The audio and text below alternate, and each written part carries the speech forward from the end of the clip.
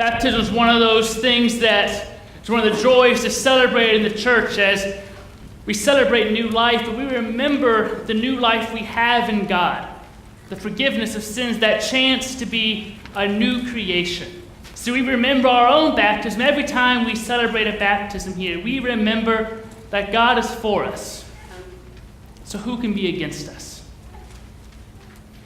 Which kind of leads me to the question, who would be against us? And leads me to think of another question. Where are all the exorcists? We don't really think about that much, do we? Exorcists. Where are all the exorcists? We don't think about exorcism much in the church anymore. If anything, we think of scenes from a movie that's far too scary for me to watch because I don't like scary movies. And that girl crawling down backwards down the stairs, I'm not going there. We leave exorcists in the movies. What do you think of when you think of an exorcist? Maybe if you're like me, you think of an old priest kneeling by the bedside of some little girl, just kind of restrained, taking out his crucifix and holy water, proclaiming, "The power of Christ compels you." But that's if we think of exorcists at all, which we don't very much, because we don't really think we need them, do we? Where are all the exorcists? It was a question asked a lot in first century Israel because there was a need. Demons ran rampant in those days. Demons took over people's lives, men, women, and children. They took over institutions and towns. They destroyed lives. They destroyed the lives that God intended us to have. And so people asked out of a very real need, out of a desperate hope, a desperate longing, where are all the exorcists? Because they needed them. According to Mark in his gospel, Jesus was an exorcist extraordinary. He had the power to cast out demons, to cast out those dark forces that keep us from having that life God intended for us, to enjoy God and glorify God forever. Jesus had that power, and demons recognized that power in him. When Jesus walked forward, demons would run out to him and say, "Please have mercy on me, Son of David." But he didn't keep that power to himself. He actually shared that power with his disciples, with his followers. In Mark 3 and in Mark 6, it says Jesus gave them authority to drive out demons. And he sent them out to preach the good news and to be exorcists. So where are all the exorcists? They should be around Jesus. They should be those who bear his name. They should be. But Mark tells us in a story at the beginning of chapter 9 that that's not the case. The beginning of chapter 9 is the story of the Transfiguration. You might remember it. Jesus takes a few of the disciples up to the top of the mountain. He's transfigured before their sight there with Moses and Elijah. And when he comes back down, a man rushes up to him and says, "Jesus, please, I need your help. My son has been tormented by a demon. It makes him deaf and mute, and he convulses and throws himself in the fire. This is no life for a boy. Please, Jesus, help me. I went to your disciples. I thought they could help, but they couldn't cast out the demon." You can hear Jesus' sigh from 2,000 years away. I thought I gave you the power. I gave you the authority to cast out demons. I'm going to paraphrase Jesus here, but I think it kind of went a little like this. Really? Really, guys? Look in the book. We're at chapter 9. We're past the halfway point. You should have this by now. We had chapter 3 and chapter 6 to practice. This is chapter 9. We ought to be rolling by now. Are you of so little faith? How long must I endure followers who can follow at my heels but can't heal the needs of the world? And then Jesus casts out the demon and restores the boy to full life. But then the story gets even better. Because right after this, the disciples go on the road with Jesus. And you know what they do on that road? They have an argument. They have an argument about which one of them is the most awesomest disciple ever. Right after this epic failure, like, which one in the office do you think is the most awesome? I think it's me. Right after they completely failed to do what Jesus asked them, right after this boy who was tormented needed them and they couldn't do it, they have the gumption to be like, you know what, I think I'm the greatest, don't you? But that wasn't Jesus' question. He didn't ask which one of you is the greatest, especially in their own estimation. He was asking, where are all the exorcists? And then this happens later in Mark chapter 9, verses 38. It says, John said to him, "Teacher, we saw someone casting out demons in your name, and we tried to stop him because he was not following us." But Jesus said, "Do not stop him, for no one who does a deed of power in my name will soon afterward be able to speak evil of me." I mentioned a few weeks ago that I wasn't very good at basketball. Some of us played the other Sunday, and they will testify to that I'm not very good at basketball. But that didn't stop me from playing on our church league team. We weren't very good, but we had fun, and it was our team, it was our group. It was the kids I grew up in Sunday school with, the kids I was sitting down in the front of church with for Time for Young Disciples with Reverend Charlie Graves. It was the kids I went to VBS with, the kids I started going to youth group with. It was our group. It was fun. But you know what happened? Nicholas Phillips happened. Yeah. His mom didn't take him to church. He had no church to go to. But he was good at basketball. He could do what I couldn't do, namely dribble the ball and make baskets. And so our church member coach, asked this non-member to join our team. Shouldn't there be rules about that? I went to church, but now I'm on the bench, so this other kid who doesn't have a team, doesn't have a church, can use his talents and have fun. There should really be rules about that. If you want to play on the church league team, you ought to belong to the church, right? So along comes this guy, this exorcist, who didn't attend any of Jesus' lectures, who wasn't in the group of the 12, didn't have to sit through any of those confusing parables and then get told if you have ears here. He hasn't been to seminary, has not been ordained and installed, has not ponied up at stewardship time, and not volunteered for a single committee, but he's been casting out demons in the name of Jesus, and it's been working. Now, the great and the greatest disciples were beginning to feel their stock dropping just a little bit. So what do you do to ensure your place, your power, your spot in the lineup? You make some rules. So the disciples among themselves had a little meeting. They put aside their argument about who was the greatest, and they had a little meeting. Then they went to Jesus and said, "Jesus, we had a meeting. Don't worry. We appropriately opened it with prayer. We had a quorum. We reviewed the minutes of the last meeting. They were approved. And then we made a motion. We made a motion to forbid this non-member, non-ordained, non-seminary trained exorcist and told him to stop. And it was approved, it was seconded and approved unanimously. So we told him to stop. Now don't worry, it was all decent and good order. We thought you just might like to know." Here are the disciples making rules in the presence of the divine ruler. And in their rules, membership is more important than service. It's interesting in the text. Notice the disciples don't say, "He wasn't following you, Jesus." He wasn't following us. They're concerned about their place, their privilege, their piety, their playing time.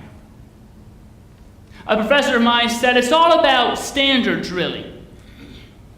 People have to do certain things, believe certain things, act certain ways before we let them get the grace God is apparently giving out for free. You know, it's grace, it's free, but we make people buy it with the way they have to behave to get it. It's pay to play, Nicholas Phillips. You have to come to church to get to play basketball. You got to wear the khaki pants and the navy blazer with those brass buttons like the rest of us and that clip-on tie before you get to go out there and lace up your sneakers. And you got to come to youth group before you get to come to practice.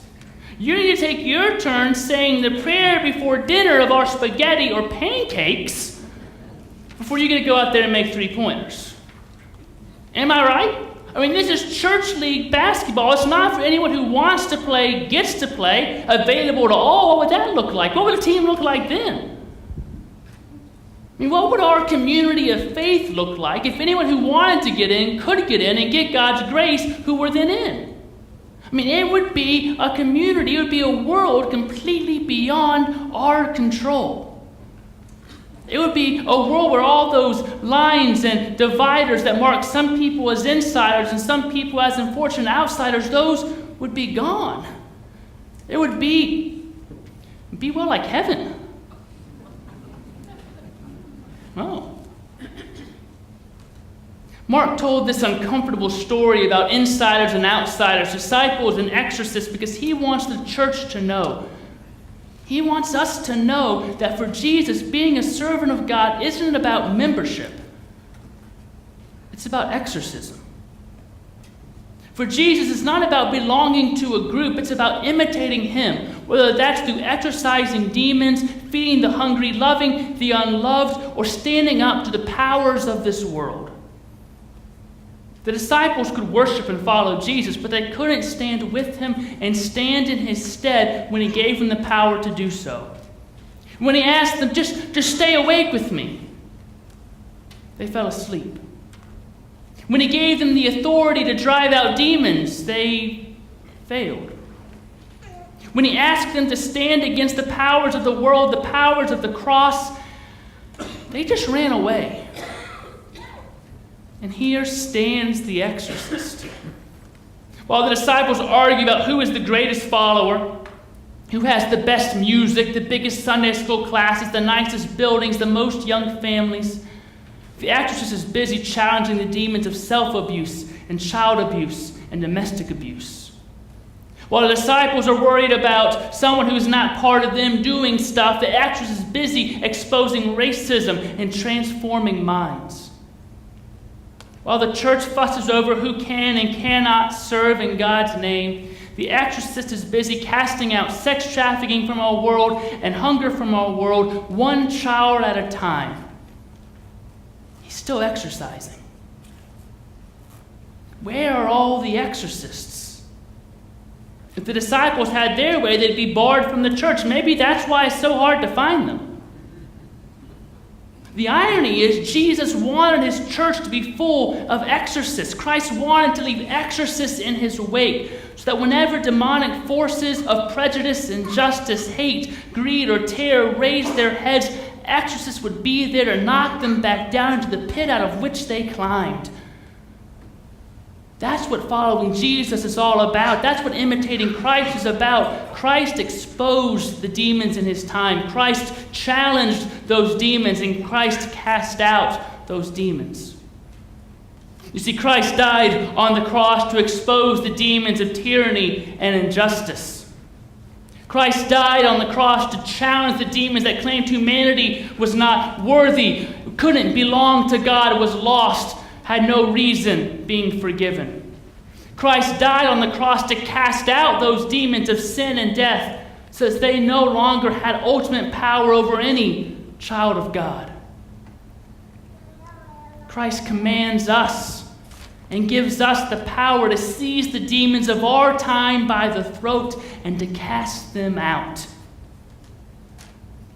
So where are all the exorcists? Human trafficking is an over $9 billion business in the U.S. alone every year. It puts over 300,000 girls at risk every year. In Illinois alone, 25,000 women and girls are involved in the commercial sex trade annually. And yet, over the whole part of our nation, only 1 200 spots are available to help victims get their life back together. So where are all the exorcists? 282,000 students are physically attacked in secondary schools every month. 160,000 kids stay at home from school every day as a result of bullying. And 1 out of 10 high school students who drop out of school do so because of repeat bullying. Youth who've been bullied are 2 to 9 times more likely to attempt suicide, which claims over 4,400 youth lives a year. So where are all the exorcists? Every 9 seconds, a woman is assaulted or beaten in the U.S., which means about 3 million women are victims of physical abuse a year in the U.S. alone. So where are all the exorcists?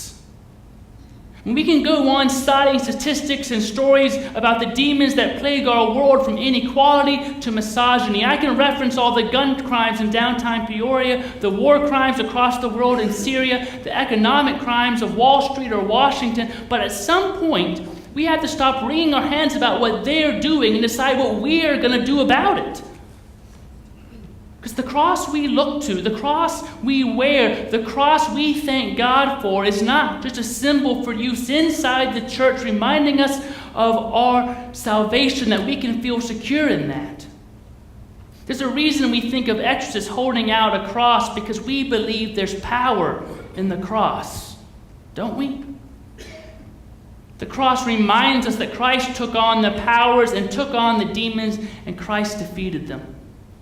The cross reminds us that being a Christian is not about spending an easy Sunday morning in an air-conditioned church, but being a Christian is about a confrontation with the evil forces at work in our world. The cross reminds us that we are sent out to preach the good news and to cast out the demons. And we do a great job sharing the good news in this church. We do a great job welcoming all people and sharing the love and grace of God. But now it's time to take the cross and the light that shines out of it, out of the church, along with the power Christ gives us, and to take that light and expose the dark places demons like to hide, and to make them run. Because the demons recognized the power of Christ in his day, and they ran from him.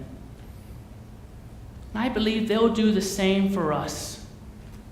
Demons run when good people stand up and stand firm and say, enough. We're not allowing this anymore. Imagine just for a moment. Imagine if all the Christians in this world stood up and stood firm against domestic violence. Imagine if we stopped being silent, started empowering women, started standing with the victims. What if all the Christians of the world decided that we're not going to allow children to go to school anymore undernourished, underdressed, or underloved? What would happen? What if all the Christians of the world decided not to tolerate laws and institutions that promote and maintain inequality? What would happen? One Christian exorcist fighting for women's equality once said, when a just cause reaches its flood tide, whatever stand in its way must fall before the overwhelming power.